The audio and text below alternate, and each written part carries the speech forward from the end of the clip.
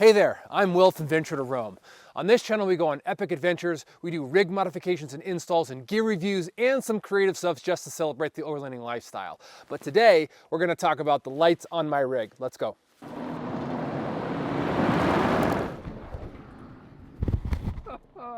So this is Finn, my 2013 Jeep Wrangler JKU Sahara that we have heavily modified.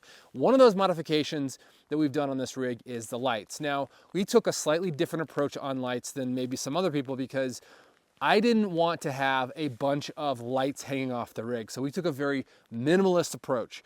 So the lights that we have on Finn are pretty basic. First, we upgraded the headlights because the JKU stock headlights are terrible.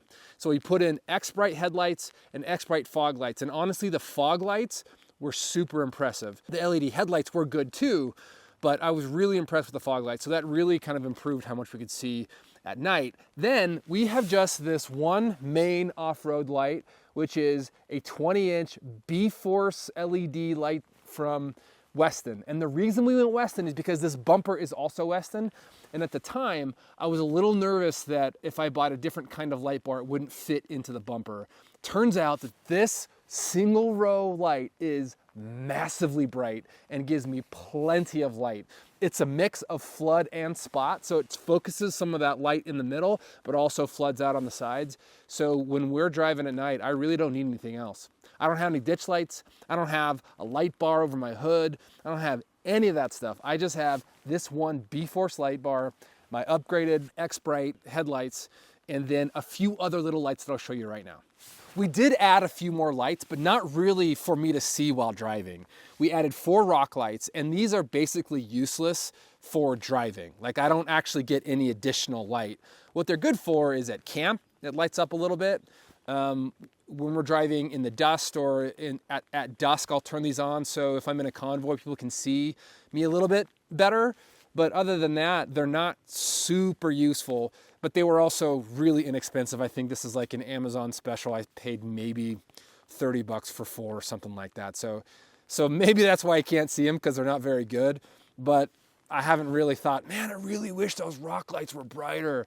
So I'm just gonna keep them as is. And then back here, we did add some rear lights, and these are also Weston B-Force LEDs. Again, I wanted to make sure they fit because this is a Weston rear bumper.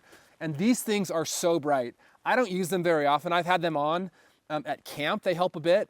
They help when I'm backing up at night. That's probably where I use them the most because they really do light up a huge area behind the Jeep. But sometimes I forget to turn them off, and I've had many angry radio calls in a convoy telling me to turn my dang rear lights off because they're so bright.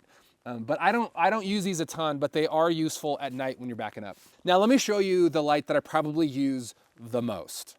So back here, I installed a DIY LED light that runs along the rear window, and it is probably the most useful light that we have. So this light back here puts out a ton of great light at camp, right where I need it, which is in the back of the Jeep, because this is where we're always kind of getting stuff out of.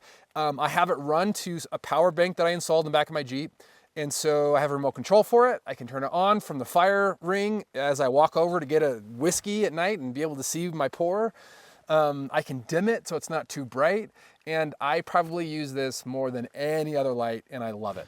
So that's my setup. And I really don't think you need to have a light on every nook and cranny of your rig in order to have a great experience off-roading at night. Until next time, I'll see you later.